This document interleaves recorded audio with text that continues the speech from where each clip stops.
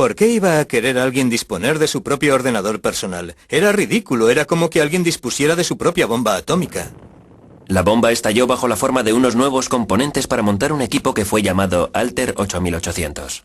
Apareció un artículo en una revista técnica en el que se presentaba el Altair, un equipo que cualquiera era capaz de montar. Entusiasmó tanto a un par de personas de la zona de la bahía que decidieron formar un club, incluso antes de que dichas piezas empezaran a salir al mercado. Se reunieron solo para compartir información. Lo bautizaron Club Informático Casero. Una noche de marzo de 1975 se congregaron 30 personas en un garaje para contemplar aquella extraña caja. Entre ellas se encontraba Steve Wozniak. Dentro de la caja había montado una red que llegó a fascinarles incluso más que la red telefónica. Estábamos dentro del garaje. Fuera estaba oscuro y estaba lloviendo. La puerta del garaje estaba abierta y todo el mundo empezó a hablar sobre ordenadores. La caja del Altair no tenía nada de especial. Venía desmontado. Una vez que lo montabas, movías las clavijas y empezaba a funcionar, pensabas, vaya, es bonito de verdad. Pero ¿qué puedo hacer yo con esto? Lo que hicieron fue programarlo para que interpretara Daisy. 15 años antes, los ingenieros informáticos habían conseguido obtener la melodía con una máquina del tamaño de una casa. En aquellos momentos, los piratas informáticos estaban consiguiendo lo mismo con un ordenador casero. Aquella primera reunión despertó tanto mi interés que los encuentros bisemanales se convirtieron en lo más importante de mi vida. Al club casero enseguida se le quedó pequeño el garaje. La piratería informática estaba ganando terreno. Alguien se levantaba y preguntaba, ¿tengo este problema? ¿Sabe alguien resolverlo? O, ¿recordáis que se mencionó este problema en el club hace 2 semanas? Ya tengo la solución. Fue un formidable intercambio de información. En el club me dediqué a pasar esquemas a todo aquel que quisiera hacerse con ellos. Saqué toneladas de fotocopias porque me sentía orgulloso de que vieran mi trabajo. Lee Felsenstein se convirtió en el moderador del club. Lo organizó todo muy bien, respetando el talante de nuestro cometido, que consistía básicamente en compartir toda la información. No atrajo a gente de nivel y que había tenido éxito en las empresas, a empresarios. No atrajo a ingenieros, de verdad. El prototipo de ingeniero se sentía bloqueado por ese sentimiento de... he de contar con permiso para hacer algo que no se ha hecho hasta ahora. Sin embargo, nosotros estábamos allí porque no necesitábamos ningún permiso. Los piratas informáticos se pusieron a trabajar para conseguir lo imposible, la creación de sus propios ordenadores. Sentíamos fascinación por contar en nuestras manos con la tecnología informática, por ser capaces de llegar a controlarla.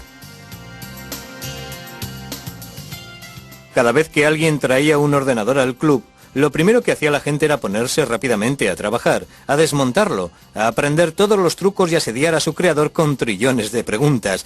¿Cómo funciona? ¿Qué es eso? ¿Eso va ahí? ¿Qué clase de máquina es esta? Fascinados por la tecnología experimental, a los piratas informáticos no les importaba lo que sus ordenadores fueran capaces de hacer. Nadie tenía una razón práctica para querer poseer un ordenador personal. Siempre se inventaban razones como llevar bien el balance de las cuentas, o guardar unas recetas, o controlar cosas de la casa, pero casi nadie hacía nada de eso. Eso es sentimiento de culpabilidad. ¿Acaso se le pregunta a alguien, está muy bien, pero ¿qué haces con tu tren a escala? Nada, juego con él, disfruto con él, es divertido enredar con él, me divierto experimentando con él. Pero con aquellos experimentos se lograron auténticos avances. Empecé a darle vueltas a las cosas en mi cabeza y creé un pequeño truco que consistía en que si tenía unos pocos datos y los encerraba en un círculo, resultaba, por extraño que parezca, que si los sincronizaba bien, en la pantalla aparecían colores, como si se tratara de una televisión en color. Estoy convencido de que las cosas más importantes con las que contamos hoy día en los ordenadores fueron creadas por ellos. Los miembros del club lograron que los ordenadores hicieran cosas impensables. Crearon juegos y música con ellos, crearon gráficos y programas de dibujo. En el club, la piratería estaba viviendo su época dorada. Steve Wozniak trabajaba día y noche en su garaje con el fin de crear un ordenador perfecto. Yo creo que Woz fue el pirata informático más grande de todos. Era capaz de diseñar hardware, era capaz de diseñar software a partir de un lápiz y papel y hacer que funcionara. Todos los que echaban un vistazo a los circuitos que yo hacía decían, vaya, este individuo no se limita a hacer lo que enseñan ahí fuera. Él era capaz de hacer cosas que los demás no hacían, de establecer conexiones que los demás no hacían. Lo que me gustaba de los piratas informáticos es que tenían una forma distinta, una mejor forma de ver aquel mundo que les permitía establecer todo tipo de conexiones. Los piratas informáticos experimentaban con cualquier hardware o software al que podían tener acceso aunque no fuera suyo. Sin embargo, no todo el mundo tenía la idea de compartir. En 1976, el Club Casero recibió una carta hiriente de otro pionero informático. La mayoría de los aficionados a la informática han de ser conscientes de que se apropian de software que no es suyo. ¿A quién le importa si se paga o no a la gente que trabaja en ello? Lo que hacen es robar. En el que después se convertiría en un momento clave en la historia de la industria informática, Bill Gates escribió una carta desairada a los miembros del club en la que decía: «Un momento, yo escribí esto por dinero, no podéis distribuirlo, no es gratis, es trabajo». La carta de Bill Gates fue un presagio de lo que se avecinaba. Los ordenadores personales estaban a punto de convertirse en un gran negocio, tal y como Wozniak descubrió cuando su invento de garaje se transformó en el primer ordenador Apple. Cuando creó el Apple I, no le preocupó lo más mínimo haber inventado un nuevo producto. Él solo quería un ordenador que funcionara como él quería que funcionara, con todas las particularidades y características de diseño que a todo aficionado le gustaría que tuviera su ordenador. Steve Jobs, su compañero de universidad, que no había intervenido en la creación del hardware ni del software, dijo: «¿Sabes? Podríamos venderlos». Wood le respondió: «Tranquilo, hombre, tranquilo». La nueva empresa de Wozniak y de Jobs pronto creó el Apple II tras el Apple I. El ordenador de aficionado de Wozniak se convirtió en un producto de consumo muy apreciado.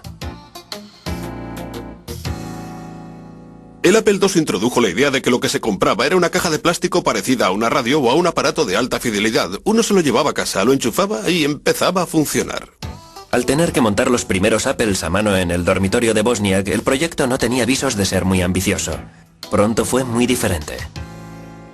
Steve me llamó por teléfono y me dijo: «Adivina, tengo un encargo de 54.000 euros».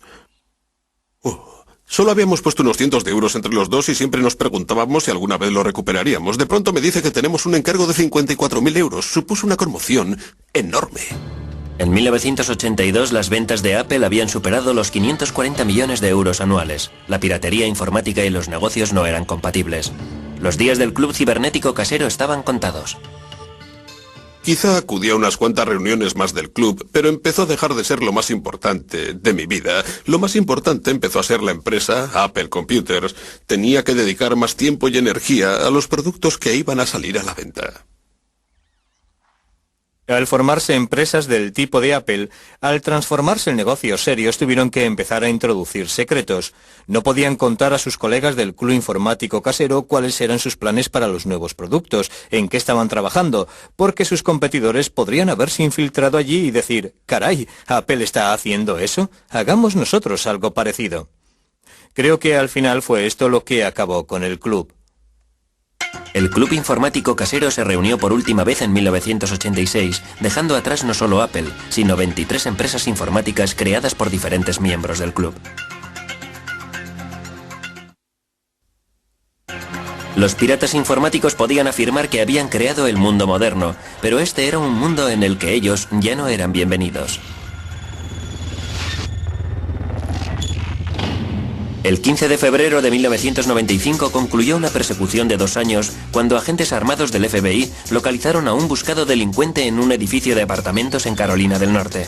La piratería informática estaba a punto de convertirse en una profesión fuera de la ley. FBI, acérquese a la puerta, traigo una orden de arresto. A la 1:30 de la madrugada llamaron a la puerta. No miré el reloj de la pared porque de haberlo hecho no habría respondido. ¿Quién es?, pregunté. Me contestaron: el FBI. Buscaban a Kevin Mitnick, un pirata informático cuyas intrusiones en los ordenadores de otras personas le habían convertido en el enemigo público número 1. Mitnick, por muchas razones, se encontraba en el lugar equivocado en el momento equivocado. Internet estaba despegando. Había muchas cosas en juego en aquella época y... Aficiones que eran mucho más individualistas.